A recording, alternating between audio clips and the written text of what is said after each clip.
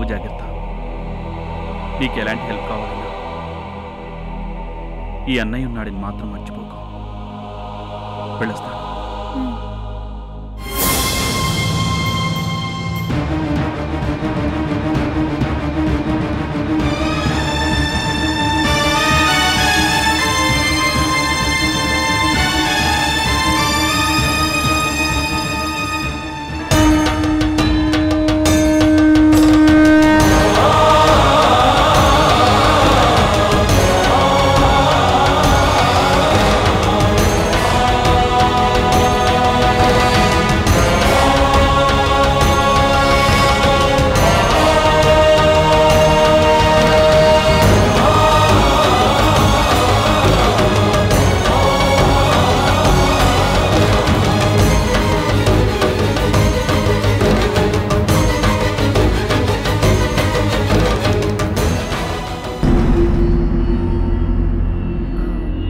ఎవరో వచ్చినట్టున్నారు.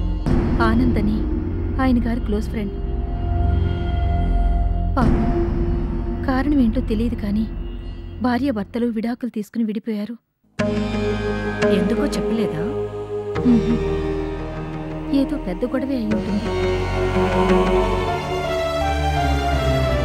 ప్రతి మనిషిలోనూ ఎదుటి వాళ్ళకి చెప్పుకోలేని బాధలుంటాయి, కథం తాలూకు గాయాలు ఉంటాయి.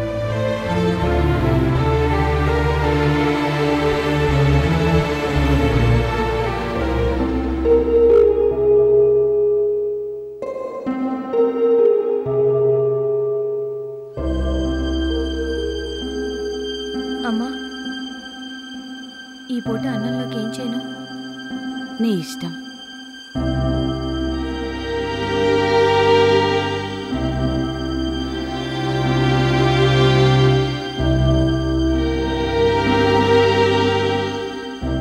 నానమ్మా, అందరికీ చపాతీలు చేస్తున్నారు. అలాగేనమ్మా. మధు, ఈ వార్త చూసావే? బియ్యంకుండు కాబోతున్న దిగ్గజాలు. ప్రముఖ పారిశ్రామికవేత్త దుర్గాప్రసాద్ గారి కొడుకు దీపక్ ఎంతో వ్యాపార అనుభవంతో పాటు రాజకీయంగా కూడా పలుకుబడి ఉన్న అరవింద్ గారి కూతురు శ్రీలత అతి త్వరలో దంపతులు కాబోతున్నారు.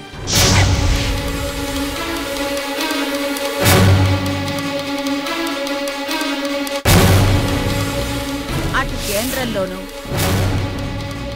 ఇటు రాష్ట్రంలోనూ ఎంతో పట్టున్న ఈ రెండు కుటుంబాల మధ్య ఏర్పడుతున్న ఈ బంధం రాజకీయ సమీకరణలున్న అతి త్వరగా మారిపోయే అవకాశం ఉందని పరిశీలిస్తున్నారు. ఎంత అన్యాయం, ఎంత దారుణం! నా మనవరాలి జీవితంలో నిప్పులు పోసిన ఆ దుర్మార్గుడు శుభ్రంగా పెళ్లి చేసుకుంటాడా? వాడి మాయ మాటలు నమ్మి మోసపోయిన నా మనవరాలు పోడులా బతకాలా? నిస్సహాయంగా చూస్తూ ఊరుకోవాలా? చూస్తూ ఊరుకోక ఏం చేస్తాం? న్యాయం కన్నా డబ్బే గొప్పది, యథార్థానికన్నా పలుకుబడే బలమైంది అని వాళ్ళప్పుడే నిరూపించారుగా. పేదవాడి కోపం పెదవికే చేటు అని బాగా తెలిసొచ్చేటట్టు చేశారుగా. ఓరి భగవంతుడా, ఇన్ని దారుణాలు జరుగుతుంటే నువ్వెక్కడున్నావయ్యా? ఈ కళ్ళ ముందు ఇంత ఘోరం జరుగుతుంటే నువ్వెక్కడ దాక్కున్నావయ్యా? ఇన్నాళ్ళు టీవీ సీరియల్స్ లో ఆడవాళ్ల కష్టాల్ని చూసి కన్నీళ్లు పెట్టుకునేదాన్ని. నా మనవరాలకు వచ్చిన కష్టానికి ఇప్పుడు నేనేం చేయనయ్యా? ఎవరితో మొరపెట్టుకోను? అయ్యో,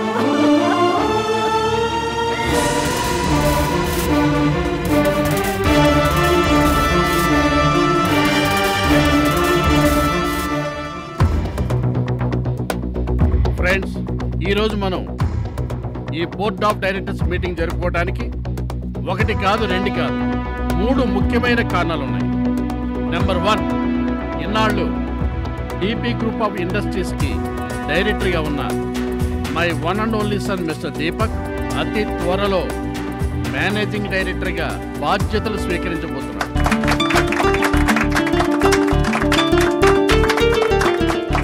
నెంబర్ 2, నా మిత్రుడు, ఆప్తుడు, శ్రేయోభిలాషి అరవింద్ ఇండస్ట్రీస్ అధినేత అరవింద్ గారు నాకు వియ్యంకుడు కాబోతున్నారు.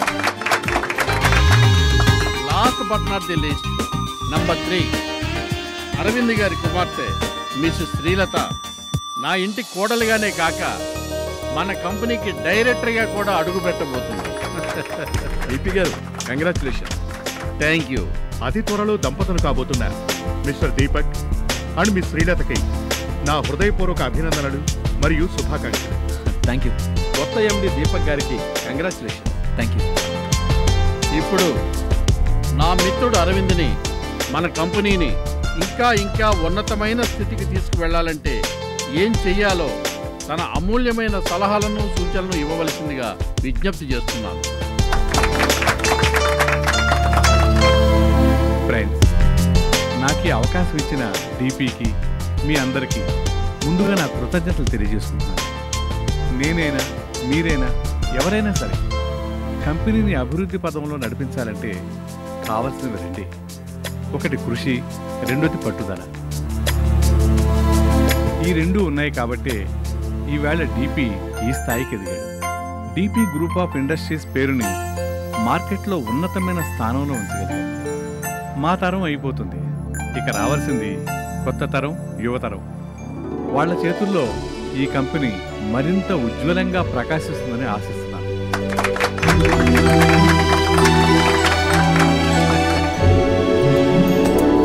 ఫ్రెండ్స్, ఇప్పుడు నా కాబోయే కోడలు మిస్ శ్రీలత మన కంపెనీ డెవలప్మెంట్ గ్రాఫ్ గురించి వివరిస్తుంది.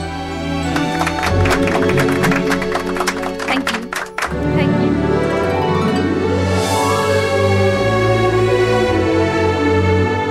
ఈ ఆర్థిక సంవత్సరం మొదటి 6 నెలల్లో మన కంపెనీ షేర్ల విలువ అమాంతం పెరిగిపోయింది. అందుకే వర్కర్స్కి కంపెనీ లాభాల్లో 5% బోనస్గా ప్రకటించడం జరుగుతుంది.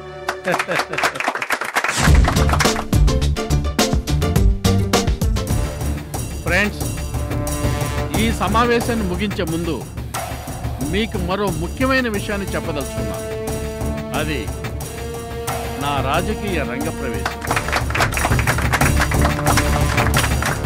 ఇప్పటిదాకా ఏ రంగంలో అడుగుపెట్టినా విజయాలనే తప్ప అపజయాలు ఎరుగని నేను రాజకీయాల్లో కూడా రాణించడానికి మీ అందరి సహకారాన్ని కోరుతున్నాను. మిస్టర్ దుర్గా ప్రసాద్, ఏంటి రాజకీయాల్లోకి అడుగు పెడతావా? ఎందుకు? ఎవరిని ముంచడానికి? ఎంతమంది కుటుంబాన్ని కూల్చడానికి? నేను ఇక్కడికి ఎవరు రమ్మన్నారు? ఒకళ్ళు రమ్మనేది ఏంటి? నేనే వచ్చాను. ఏయ్ మాధవి, మేనర్స్ లేకుండా మాట్లాడు. ఏంటి మేనర్సా? తన కూతురు 1000 కోట్లకు వారసుడైన ఈ దీపక్ భార్య కాగలిగితే చాలు, అంతకు ముందు అల్లుడికి ఎంతమంది ఆడవాళ్ళతో సంబంధాలున్నా పర్వాలేదు అనుకున్నాడే ఈ పెద్ద మనిషికి ఈయన గారుకుందా మేనర్స్? వీడు లోఫర్ అని తెలిసి కూడా వీడి వెనక కోట్ల డబ్బు మునుగుతుందని తెలిసి వీడితో పెళ్లికి ఒప్పుకున్నావే, నీకుందా మేనర్స్? ప్రేమించానని మాయ మాటలు చెప్పి మోసగించిన ఈ రాస్కల్కుందా మేనర్స్?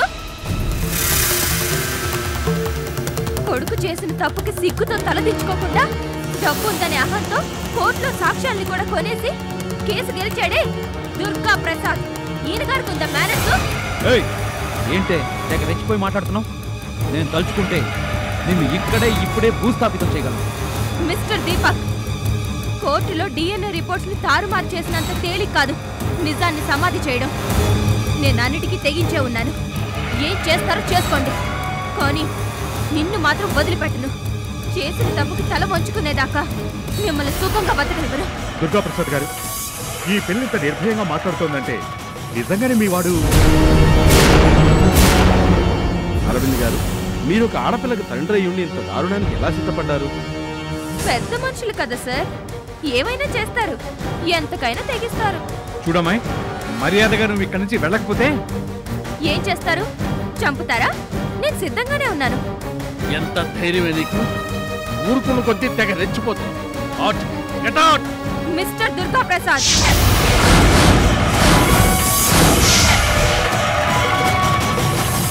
ఒళ్ళు దగ్గర పెట్టుకుని మాట్లాడు. కోర్టులో గెలిచాను కదా అని నువ్వు నీ కొడుకు విర్రవిగుతున్నారేమో. గుర్తుంచుకోండి, మిమ్మల్ని అంత తేలిగ్గా వదిలిపెట్టను. నడి రోడ్డు మీదకి లాగుతాను, న్యాయ పోరాటం చేస్తాను. నువ్వు ఎన్ని సాక్ష్యాల్ని కొనేసినా నీ కొడుకు చేసిన పాపానికి ప్రతిఫలంగా నా కడుపులో పెరుగుతున్న సాక్ష్యాన్ని మాత్రం నువ్వేమీ చేయలేవు. ఏమిటే ఛాలెంజ్ చేస్తున్నావా? అవును, ఛాలెంజ్ చేస్తున్నాను. ఎక్కడో కాదు, నీ ముందే, నీ వాళ్ళ ముందే. అనుకున్న ముహూర్తానికి నీ కొడుకు పెళ్లి జరగనివ్వను. అదే ముహూర్తానికి ఒక్క నిమిషం ముందైనా నీ కొడుకుని దోషి అని నిరూపించకపోతే నా పేరు మాధవే కాదు. Good bye.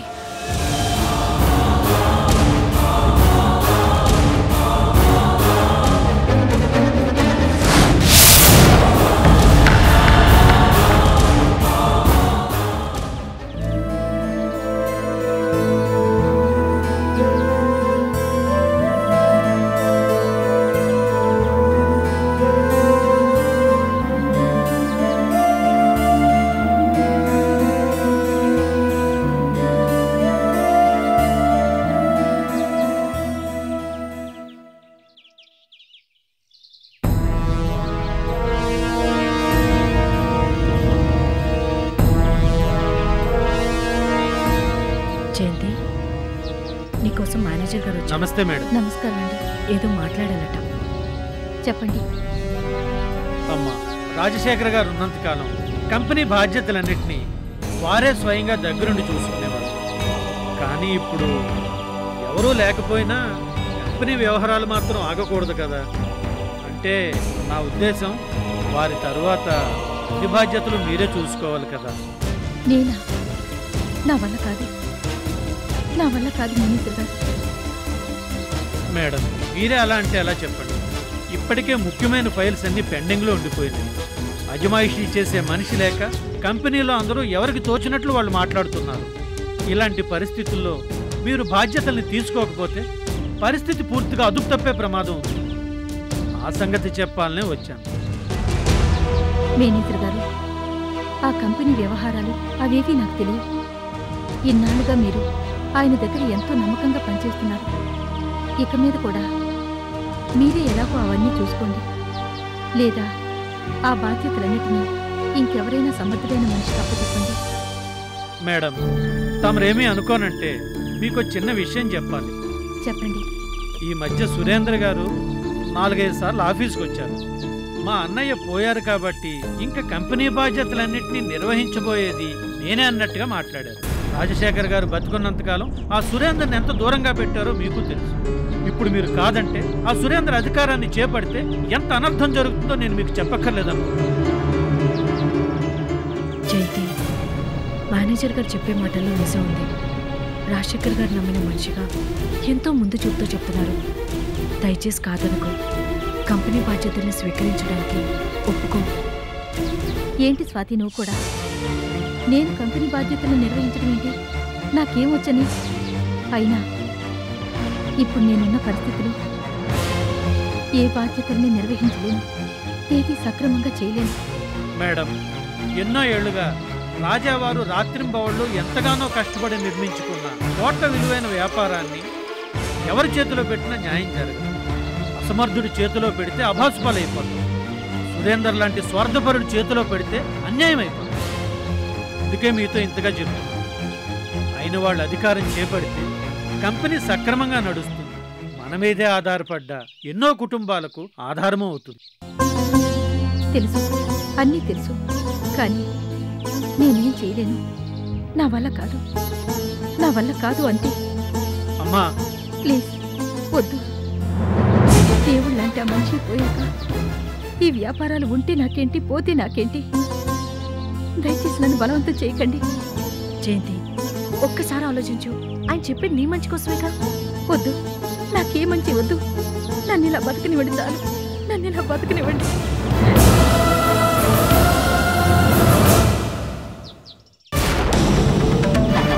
మీరైనా చెప్పండి. సరే, మీరు వెళ్ళండి. జయంతికి నేను నచ్చ చెప్తాను. తప్పకుండా చెప్పండి అమ్మా. సురేందర్ లాంటి గుంటనక్కల చేతిలో పెడితే రాజశేఖర్ గారి కష్టార్జితం ఈ కంపెనీ సర్వనాశనమైపోతుందని చెప్పండి. కొన్ని వందల కుటుంబాలు నడు రోడ్డు మీద పడతాయని చెప్పండి. వెళ్ళొస్తాను. జయంతి నొప్పించే పూచి నాది. మీరు నిశ్చింతగా వెళ్ళండి. అలాగేనమ్మా.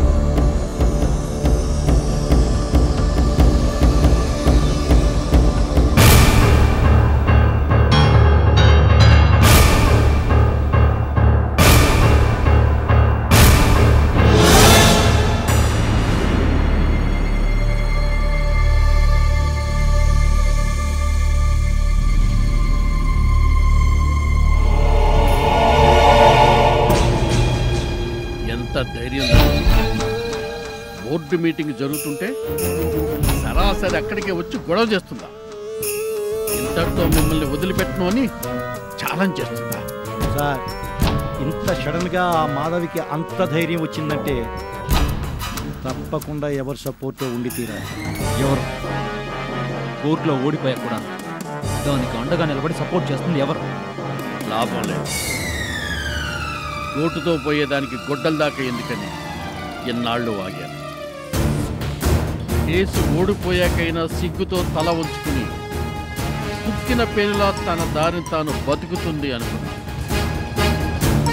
కానీ ఆ మాధవి మనం అనుకున్నంత పిరికిది కాదు. పట్టిన పంతాన్ని అంత తేలికగా వదిలిపెట్టే రకం అంతకన్నా కాదు. డాడ్, మనం దాని గురించి అనవసరంగా చాలా ఎక్కువగా ఆలోచిస్తున్నామేమో. లేదు బాబు, మీ డాడీ చెప్పింది అక్షరాలను. ఇలాంటి వాళ్ళే ఎంతకైనా తెగిస్తారు. అవసరం అనుకుంటే కక్ష తీర్చుకోవటానికి మానవ బాంబులుగా కూడా మారుతారు. అది మానవ బాంబుగా మారటం కాదు, నేనే దాని గుండెల్లో అణుబాంబులు పేలేలా చేస్తాను. ఇన్నాళ్ళు ప్రజల్లో దాని మీద ఉన్న సానుభూతిని సర్వనాశనం చేసి ప్రతి ఒక్కరి చేత చీకొట్టిస్తాను. సార్, ఇప్పుడు మనం తొందరపడి ఏదైనా రాంగ్ స్టెప్ వేస్తే అందరికీ మన మీదే అనుమానం వస్తుంది. రాదు.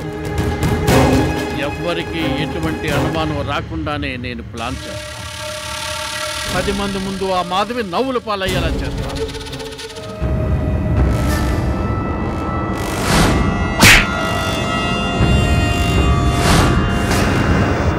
చెప్పండి డాడ్, ఇంట్లో నలుసుగా మారిన దాన్ని కాల్చి పారేద్దామా? బోర్డు మీటింగ్లో మన పరువు తీసిన దాన్ని ఊళ్ళో తలెత్తుకోలేకుండా చేద్దామా? దీపక్, ఇది నువ్వు నేను చేయవలసిన పని కాదు. ఆ ఏరియా ఎస్ఐ చేత చేయించాల్సింది. సెక్రటరీ. అర్థమైంది సార్. ఆ ఏరియా ఎస్ఐని రేపే మిమ్మల్ని కలిసి ఏర్పాటు చేస్తాం. ఆ ఏరియా సబ్ ఇన్స్పెక్టరా? ఎందుకు డాడ్? దీపక్, మనం ఏం చేసినా మన చేతికి మట్టి అంటకుండా చేయాలి. డాడ్, మీరు ఏమంటారు నాకు అర్థం కావట్లేదు. No problem. 24 hours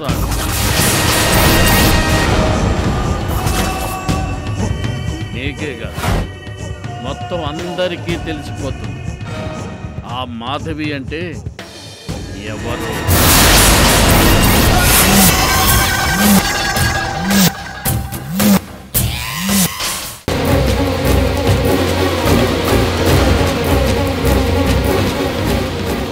నమ్మకంగా ఉంటూనే వెన్నుపోటు పడవాలి. కొన్నాళ్ళయ్యాక ఎవ్వరికి ఎలాంటి అనుమానం రాకుండానే జయంతిని లేపేయాలి.